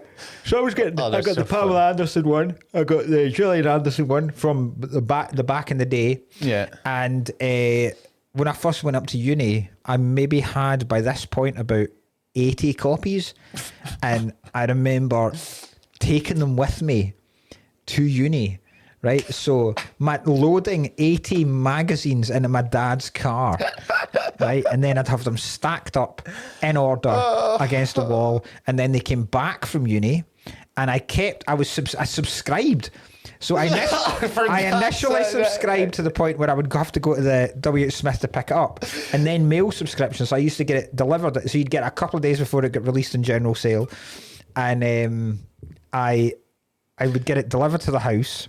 But you see, this is like, I actually know people that have. I went through about 4 different relationships through all of this, and these were the constants. And then I remember the day. It wasn't not the house we're in now. Not the last house, but the house before that, when we first moved in. And by this point, Ryan, I had about 500 copies of FHM magazine. No. And Amy went, this has to stop. Yeah. And she was like, you are now a guy in his late 20s, nearly 30s. You can't be collecting this magazine anymore. Yeah. And I fought it for a while. And then I went, right, fine. And then she was like, you can keep the ones you're in, and you can keep another couple of ones. So I had to go through them and go. Obviously, I kept the first one of all time, and I kept some of them my favourites. And then I kept all the ones I'm in. So I've got about 10, right? And then I had to go, and it wasn't even. I had to go to the fucking recycling bit and put them in. And I was like, and if I'd have thought, I could have sold them. Yeah, they would have sold now. Yeah. Online. I mean, I'd maybe got a tenner. But I mean, a tenner, that's $5,000. Yeah. I could have got. I mean, it would have taken a lot of work, and I'd probably get fed up of it by the end. Yeah. And they'd also still be hanging about the house till someone decided to buy them. Yeah. 10 years on, when they became collectors again. But sometimes I will drift on eBay and remember some old copies and go. That's it. Yeah, it's like when you have a Sega Mega Drive, and I'm like, I can't let this go. It'll be worth a fortune. I've got a PlayStation 2. Oh, I have a 1-2. I've still got a Dreamcast. All the games as well. Yeah. I don't think do I have all the games? I don't know where they are. There must be some. I would absolutely love to whack up my PS2 and just play Siphon filter. Just play San Andreas for 3 weeks solid. Yeah. I'd absolutely love to do that. Yeah, I'm thinking of PlayStation 1. Sorry, PlayStation 2. Yes, San Andreas was always great. Getting everybody in the back of a doing the flying cheat. What was that thing? I remember that classic meme where it's like, oh shit, here we go again. Yeah. Oh boy, here we go again. I would steal an ambulance because I could fit an entire gang in. Yeah. So you can get your entire gang in. So there's like 70, 80, and then I'd put on the flying cheat. And what I would do is fly up to like... You'd fly an ambulance? Yeah. So I'd put on the flying cheat, get the crew in the back of the ambulance. Next thing, the ambulance would take off into the sky. So all the guys are in the back going, oh, what the fuck? And then I'd fly up to the skyscraper. Uh-huh. And what I would try and do is I would try and bounce the ambulance off the top of the skyscraper, but I'd also try and leap out to see if I could survive. So you'd kill the rest of your gang? So what had happened was most of the time, sometimes I would land on the mountain. Next thing I just see a pile of lads falling at the back of an ambulance, falling to their death off a skyscraper. But other times I'd be down with them because I'd mistime it, and then I'd be like, oh, aye, and then I'd be falling out, and then all my mates, and they're, that's what I do on repeat. I would never do that. That's like when I was telling you about, remember, because you thought it was mad. Remember the rookie thing? Yeah. The rookie cop thing? Yeah. About burning a woman in the street. That was all really does take the worst out of us. It takes the worst out of us. Terrible day to start work. Yeah. First day in the job. Yeah, I think I've said it before in this. In the middle of I would burn a woman in the street and wait for the police. And I'd just be standing over burning with a jerry can, as they called it. Petrol can. And they'd be coming around the corner like, Christ. Before we go, I owe you a tenner. Oh, you fucked up big time. I did. I love the fact that it came number one in the loads. I thought that was weird. Fathom how the miseducation of Lauryn Hill is so high up in so many best albums of all time. I mean, it is unbelievable. So, it was so funny that so many were like, "It's Apple's number one of all time," and I was like, "Right, I didn't expect that." Ridiculous. But yeah, because I said it would be in the top 5, and then I pulled out and I was like, no, it'll be in the top 20 then. Maybe I'm over it. And it was actually in a load in the top 5. So yeah, some of the comments getting called a parking nonce. Someone called you a parking nonce for your views. If you want to get in touch this week, if there is anyone else out there that listens to this that genuinely did have shitloads of copies of FHM, please get in touch. Are you trying to buy them again? I'm not going to buy them again. I'll maybe buy some. But my cousin collected them. It's funny that people collected them. Aye. Because my cousin also collected them. Them and he collected Friends, tapes of Friends as well. I see. I did all that. I've got a proper hoarding. You're like a mixture of my cousins and my brother. I've got a hoarding thing. You've got a bit of a hoard. Aye. Of a wife. Aye. Nah. No. If anyone collected FHM, not Zoo or Nuts, that was weird. That's when it became shite. Right, I would definitely have them in the same wheelhouse, but mind you, I understand that the journalism was of higher quality in FHM than it would be. Because FHM, you would get. The FHM is very much like Playboy would have good interviews. And they fucking FHM would interview some of the biggest people in the world, like some of the biggest stars in the world, and there would be good opinion pieces and good pieces of writing. Sounds like you're. Whereas Nuts and Zoo were basically a glossy Daily Star. Yeah, was there tits? I can't remember. Was in FHM? No, not in FHM. I know it wasn't in FHM. No, in Nuts and thing was Zoo. You would, yeah. Oh yeah, you absolutely would. Yeah, that's right. Yes, I remember FHM wasn't. Yeah, Nell McAndrew, remember her? No. Well, no. All these names, but Pinderai, she was a. Sophie Howard, she was another one. Know that name. Sophie Howard. Don't think I know that name. But they were all Nuts and they were Zoo people. Yeah. They were proper. That was their thing. Aye. They were basically what the porn bots and stuff are now on Twitter. Yeah. You had to get That's what it's like. Times have changed. Used to be in a magazine, your porn bots. Yep. Now it's all in here, baby. Now I can look at it in a lay-by on the way home. Oh God. Or else not on the way home. Leave home to go to LA back. God, what a sad wank that would be. Driving to a lay-by. I'll go get milk. There's no milk. Sitting at Heart Health Services. That's so good. If you were like, I'm off to get milk, right? And then you go off, right? And then you come back, it's like, you didn't bring milk. And he was like, what the fuck would I want milk for? And then you go, oh, big God. Right, next week, I have stupidly forgotten the DVD, but it is our second, I wouldn't say commissioned, but listen, it's not that we will happily, we won't take suggestions. Yeah. But if you physically come and give us, like Aaron did, a DVD, and it might take a while too, because we do have, sometimes I'll be like, I'd be like, all right, we'll do 4 random ones from the bucket we don't know, and then sometimes I'll be like, oh, here's the Euros, and then all of a sudden it's 2 months, and you're like, are these cunts going to do it? We will get to it if you give us one. And we've also got Halloween coming up as well, so that I'm looking forward to that again. Stuff, but this was given to me, it was bought off Amazon and delivered to my house by my sister-in-law, Katie, who is a huge listener and fan of Cuts. And she said to me, right, I've bought this for you off Amazon. It'll be arriving tomorrow. You have to do it. I've never seen the film. Okay. And it's largely because of one scene that we have to do. It's Meet Joe Black. Oh, right. I've never seen the film. Yeah. I've seen the scene that they're talking about. I've seen the TikTok where Brad Pitt is unnecessarily racist. Yeah, okay, brilliant. So it's largely for that scene. I'm actually looking forward to this, because this is, I feel like this is a Cuts film. Yes. Yeah, I think sometimes we have the good ones. Sometimes, sometimes we land in with one like that. That's a good one. This does seem like one we can get quite a lot out of. Yes. So Meet Joe Black is next week's film. Then apart from that, I'm going to hazard a guess that The Commitments is better. Yes, I would say so. I think this Commitment's probably the best soundtrack of any film we've had so far, I would say. I know we briefly discussed this last week, but I went back and looked through, and I think probably it does. Plugs. I am still to sort out. I am in the process of sorting out a date to film my Fringe show. It's I'm 99% going to be at Blackfriars in Glasgow. So anyone that didn't come through to see it in Glasgow, or if you want to come and see it again, because I'm going to rewrite some bits to make them a bit more topical, and I'm going to be adding different jokes that I cut out of because I didn't think they would be suitable enough for Edinburgh audiences. So they're going to be in. Nice. Including a cracker of a Michael Schumacher joke. Yeah. So that's funny, because so remember the special that I had that never came out? So it's been redone now. It's in black and white and it looks amazing. Oh, does it?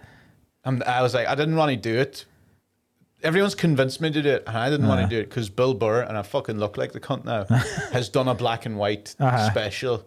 But it's just with that stand to and everything, it does look better and fits the poster and the thing. And I was like, so I might have to I might do that. That's now being sent to me, redone to me by Mason. I'm gonna have to film my Fringe show too, so keep an eye out for that. Aye. I think I might do a mix of the two as well. Aye, that'd be cool. It on Spotify. Recent Spotify, aye. I've always wanted to have a special on Spotify. Yeah. I've considered. Because it's not that difficult. You could quite easily put it up. I'm going to get one. Comedy on Spotify. I'm going to get one of mine made as a vinyl. No, you're going to do the vinyl, are you? I think that's cool. I mean, it won't sell at all, but even just to have it's for yourself, one copy of it on vinyl would be very, very cool. So watch out for that. We've got merch. Aye. I'm fucking hell. I forgot to do that. I've asked them for merch for us. So. And I've got. We don't even have the merch ourselves. We're both in Glasgow this weekend, but at different clubs. Yeah. I'm at the Stand, and you're the Glee with Kai Humphreys. Yeah. I don't even know who I'm on with. I've not checked yet. So. Yeah. There was something else I can't remember. Oh, you're not drinking then, are you? No. How did you know this? What? That you're at the Stand? What? How do you know I'm not drinking? Oh, no, I just meant, are you not drinking? As in, we're both going to be in Glasgow. We can go drinking. Oh, no, I'm not. You're not drinking. I'm taking the months off drinking. Good. Largely because of the Fringe. Yeah. I feel terrible at Fringe. I look as bad as I feel as bad as I look right now. Just I haven't been able to recover. That last weekend destroys me. Yeah. Do you know that last weekend was quite funny because it was like, right, well, let's end on a high, and nobody ended on a high. No. Everybody came out of the last show was fizzing after his one. Like, I was pretty pissed off on my. Yeah, I was fucked off on my last one. My Monday show sold out and it was fucking wank. And I had to turn away all the. Like Brett and had bringing all the flyers. I was like, no, get them all in as well to see for fucking free or whatever. And then it sold out, and I presumably on a 2-for-1, I presume. And then I had and I don't know, but then I had to they couldn't get in, and then I had to do gigs to a bunch of cunts that were missing. And I was like, you're at I am the last show of the Fringe. And they come out in the first 2 jokes with and I go, right, okay, so this isn't even long enough for me to get bad. I wish I'd gone at my audience more that night. I did. I kind of went with them. I wish I'd kind of gone, look, this is the last time I'm doing this. Fucking stop ruining everybody's good time and get a grip of yourselves. I did call them out a bit on it. I was like, fucking stupid. Because I was also in a don't care mode. Yeah. Which I felt like I would have been better if I was in that the whole way through. Yeah. Cared too much at parts. It's proper shite though, because when you know how well it has gone other nights, and you go, there's so many factors. The weather's massive factor. How long people have been waiting, how long it's taken folk to get a drink, the heat in the room at the time. It's just, there's so many fucking factors that you cannot control. Aye. But I mean, pain in the arse. Pain in the fucking arse. So keep an eye out for all that shit. Yes. I plan to do this and other online stuff heavy now for a while. Because I'll play your stupid little game in the I'll play your fucking stupid, miserable, soul-sucking game. But so keep an eye out for that. I won't. I don't care anymore. Have you seen a roast battle joke that went fucking... Yeah. The amount of people are like... I was like, it's not funny, he's reading it. And I was like, I wrote it though. So you wouldn't see Jimmy Carr reading his roast battle jokes, and he go, famously did. Yeah. He had a fucking clipboard. Yeah. Jesus Christ. I was like, a clipboard and an auto cue. Yeah, fucking stupid people. Right, so see you next week for Meet Joe Black. Goodbye.